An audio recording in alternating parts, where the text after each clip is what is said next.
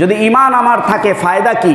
রাসূলুল্লাহ সাল্লাল্লাহু আলাইহি ওয়াসাল্লাম বলছেন, যদি ঈমান থাকে, যদি কোনো কারণে কোনো আমল নাও করতে পারে, কিন্তু ঈমান নিয়ে যদি পৃথিবী থেকে বিদায় নিতে পারে, যে ব্যক্তি বলবে মান ক্বালা লা ইলাহা ইল্লাল্লাহ দাখালাল জান্নাহ, যে ব্যক্তি এই কথার বিশ্বাস স্থাপন করবে লা ইলাহা ইল্লাল্লাহ, আল্লাহ ছাড়া আর কোনো মাবুদ নাই, সে অবশ্যই জান্নাতে প্রবেশ করবে। এই কথার বিশ্বাস স্থাপন করা, কোনো বল প্রয়োগ, কোনো কিছু আমাকে ঈমান থেকে দূরে সরাইতে পারবে না। অনেক ঘটনা এরকম আছে। ঈমানের প্রতি দৃঢ় ছিলেন। জালিম বাদশা, জালিমদের লোকের সর্বোচ্চ বল প্রয়োগও তাদের ঈমান থেকে কি করতে পারে নাই, দূরে সরাইতে পারে নাই। সূরা বুরুজের মধ্যে আল্লাহ রাব্বুল আলামিন এরকম একটা ঘটনা বর্ণনা করেছে। আল্লাহ তাআলা এক আসহাবুল উখদুদ, কোরআনে আছে এই সূরা বুরুজের মধ্যে আসহাবুল উখদুদ। উখদুদ শব্দের অর্থ হলো গর্তওয়ালা। গর্তওয়ালার ঘটনা বর্ণনা করেছেন। এই গর্তওয়ালার ঘটনাটা সংক্ষিপ্তে বলি। এক অত্যাচারী বাদশা ছিলেন। সেই অত্যাচারী বাদশা জালেম ছিলেন, নিজেকে খোদা দাবি করতেন, আল্লাহকে বিশ্বাস করতেন না। তো একজন যুবক ছিলেন যিনি আল্লাহকে বিশ্বাস করতেন, ঈমানের উপরে ছিলেন।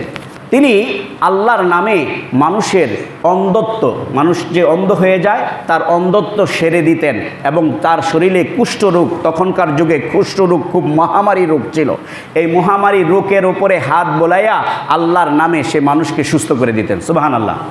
তো এই যুবক এই কাজ করতেন। তো এই কাজ করতে করতে বাদশার কাছে সংবাদ গেল, এমন একজন যুবক আছে যে যুবক অন্ধ ব্যক্তিদেরকে ভালো করে দেয় আর কুষ্ঠরোগের রোগকে সারে দেয় আল্লাহর নামে। সে আপনাকে বিশ্বাস করে না, এক আল্লাহকে বিশ্বাস করে। বাদশা এই কথা শুনে যুবককে ডাকলো, ডেকে বলল, তুমি আমাকে বিশ্বাস করো না, আল্লাহকে বিশ্বাস করো? তুমি যদি আমাকে বিশ্বাস না করো আর আল্লাহর পথ থেকে ফিরে না আসো, তাহলে আমি তোমাকে হত্যা করব। অনেকভাবে তাকে হত্যার চেষ্টা করা হলো, বাদশা তাকে হত্যা করতে পারতেছে না, পেরেশান। বাদশা নিজেও পেরেশান, সে মরতেছে না, হত্যা করার চেষ্টা করতেছে কিন্তু জান যাচ্ছে না। তো ওই যুবক বলল যে তুমি আমাকে এভাবে হত্যা করতে পারবে না, আমি তোমাকে একটা দোয়া শিখায় দেই, সেই দোয়া শিখে যদি তুমি আমাকে মারো তাহলে তুমি মারতে পারবে। বলে কি শিখাও? বাদশা বললে তাও তোমাকে আমি মারবো, তুমি শিখাও। তো সে বলল, তুমি বলবা যে আমি এই যুবকের রবের উপরে বিশ্বাস করে আমি এই যুবকের গায়ে তীর মারতেছি। এই রবের উপরে, যুবকের রবকে আল্লাহ, এই যুবকের রবের উপরে বিশ্বাস করে আমি যুবককে হত্যা করতেছি, এই বলে যদি তুমি মারো তাহলে আমার মৃত্যু হবে। বাদশা ঠিকই এই কথা বলে তাকে তীর মারছে। তীরটা গিয়ে তার গায়ে বেঁধেছে, তার মৃত্যু হয়েছে। উপস্থিত সমস্ত জনতা এটা দেখছেন।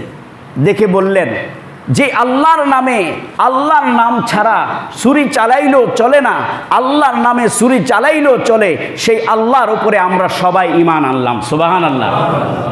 এক যুবক গেছে, হাজার যুবক ঈমান এনেছে। বাদশা এইটা দেখে আরও রাগান্বিত হয়ে বলল, তোমরা আমার বিরুদ্ধাচরণ করলা, সবার জন্য বিশাল গর্ত খোদো। এই আসহাবুল উখদুদ মানে গর্ত, বিশাল গর্ত খোলো, খুদে সেখানে আগুন প্রজ্বলিত করো, করে এক একজন করে যতক্ষণ পর্যন্ত তারা তাদের ঈমান থেকে ফিরে না আসবে তাদেরকে আগুনে ফালাও। এভাবে করে একজন একজন করে আগুনে ফালাচ্ছে, কিন্তু কেউ ঈমান থেকে বিরত হচ্ছে না। এক মা তার শিশুকে, ছোট্ট শিশুকে নিয়ে এই গর্তের কাছে আসলেন। সন্তানের চেহারার দিকে তাকিয়ে মায়া লাগলো যে সন্তানকে নিয়ে আগুনে ঝাঁপ দিব।